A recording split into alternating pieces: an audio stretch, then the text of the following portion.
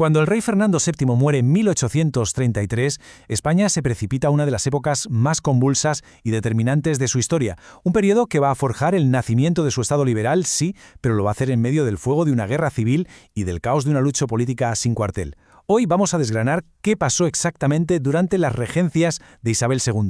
Y todo, absolutamente todo, arranca con una pregunta que parece sencilla, pero que lo es todo. ¿Cómo es posible que la decisión de un rey, que en teoría solo buscaba lo mejor para su hija, acabase partiendo un país por la mitad? Entender esto es la clave para descifrar todo lo que vino después. Así que, vamos a meternos de lleno en ello. Para no perdernos en este laberinto, esta va a ser nuestra hoja de ruta. Primero, la disputa por el trono, que lo empezó todo. Después, la guerra civil que enfrentó a dos Españas. Veremos también el complicado nacimiento del liberalismo. Analizaremos el ascenso y la caída de un general que lo fue todo, para terminar con la solución más desesperada, darle el trono a una niña. Empezamos por el principio, claro, por el origen del incendio, porque la chispa que lo prendió todo no fue una batalla, no. Fue un documento, una ley, una simple cuestión de herencia que se convirtió en una guerra por el futuro de España. Y este es el papel que lo cambia a todo, la pragmática sanción de 1830. ¿Qué era esto? Pues básicamente un decreto de Fernando VII que se cargaba de un plumazo la ley sálica, esa antigua norma que impedía reinar a las mujeres si había herederos varones en la línea sucesoria. Con este movimiento, el rey se aseguraba de que su hija, Isabel, que estaba a punto de nacer, pudiera ser reina.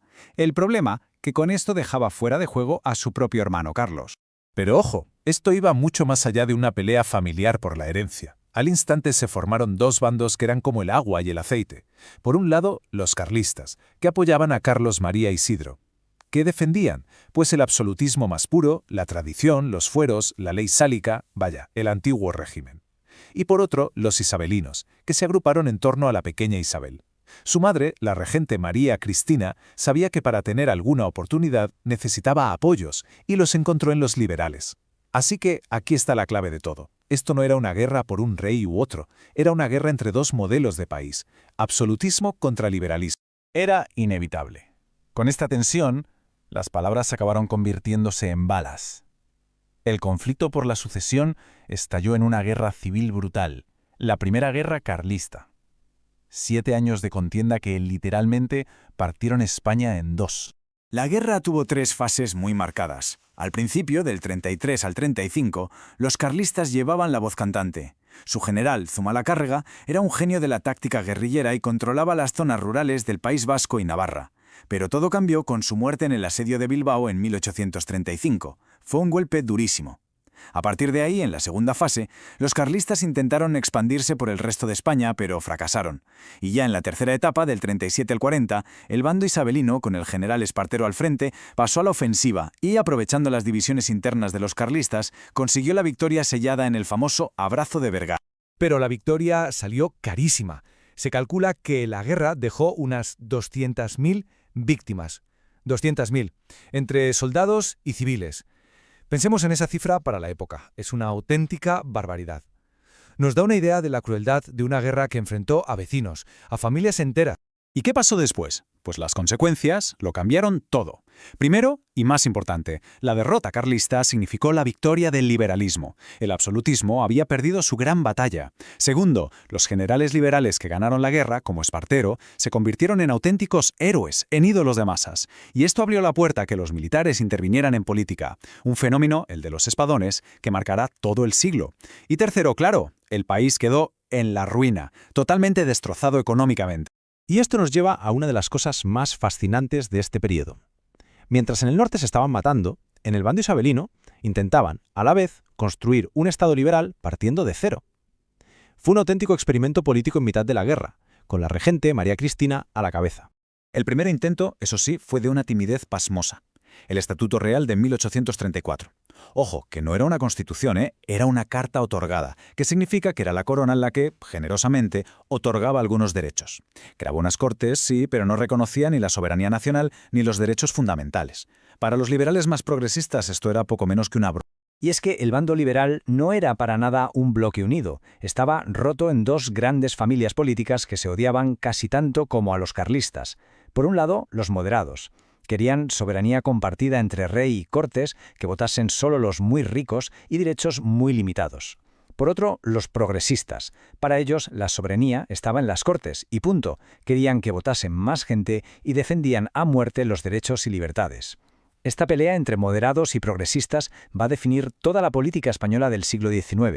En medio de esta lucha, los progresistas llegan al poder y lanzan la que fue probablemente la reforma más bestia de la época, la desamortización de Mendizábal, en 1836.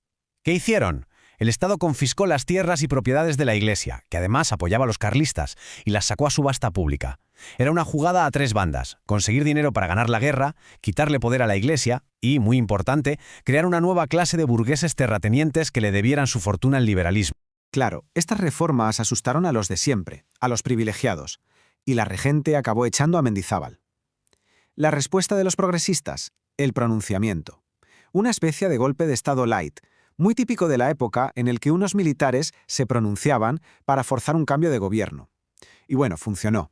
En 1836, unos sargentos se sublevaron en la granja y obligaron a María Cristina a volver a poner un gobierno progresista. Este nuevo gobierno progresista redactó una nueva constitución, la de 1837, que intentó ser un punto medio. Tenía cosas claramente progresistas como la soberanía nacional y muchos derechos individuales, pero también hacía concesiones a los moderados, como las dos cámaras en las Cortes o el poder del rey para vetar leyes. Fue un intento de crear un consenso, pero en un país tan dividido, el centro era un lugar muy inestable. La tensión siguió creciendo hasta que una ley moderada para controlar los ayuntamientos hizo que todo saltara por los aires y provocó la caída de la regente. Con María Cristina fuera de la ecuación, ¿quién podía tomar el mando? Pues el hombre más popular y poderoso de España, el general Baldomero Espartero, el héroe que había ganado la guerra. En 1840 se convirtió en el nuevo regente.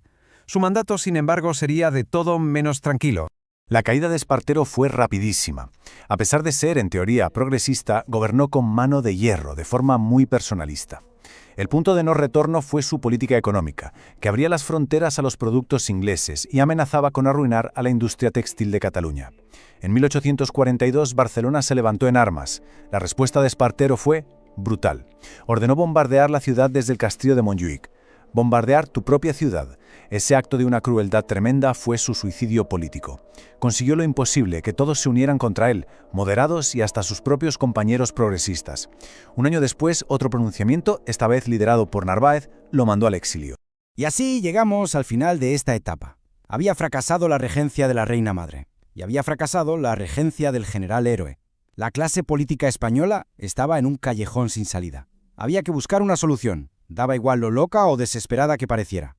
El país no podía más, estaba agotado por la guerra civil, por los pronunciamientos militares constantes, por la lucha sin fin entre moderados y progresistas. Las dos regencias habían sido un desastre. Hacía falta un símbolo, una figura que, al menos en teoría, pudiera traer algo de estabilidad y unir a la nación. Y la solución que encontraron fue surrealista. Decidieron adelantar la mayoría de edad de la reina Isabel II para que pudiera reinar. Tenía tan solo 13 años. Es una cifra que lo dice todo. 13 años. Refleja la desesperación de una clase política que ponía el futuro de todo un país en manos de un adolescente. Y con esa imagen nos quedamos. Con esa pregunta que flotaba en el aire de 1843. ¿De verdad una reina adolescente podía ser la solución para un país que se había forjado en la guerra civil y que estaba roto por la política? Pero esa, claro, ya es otra historia.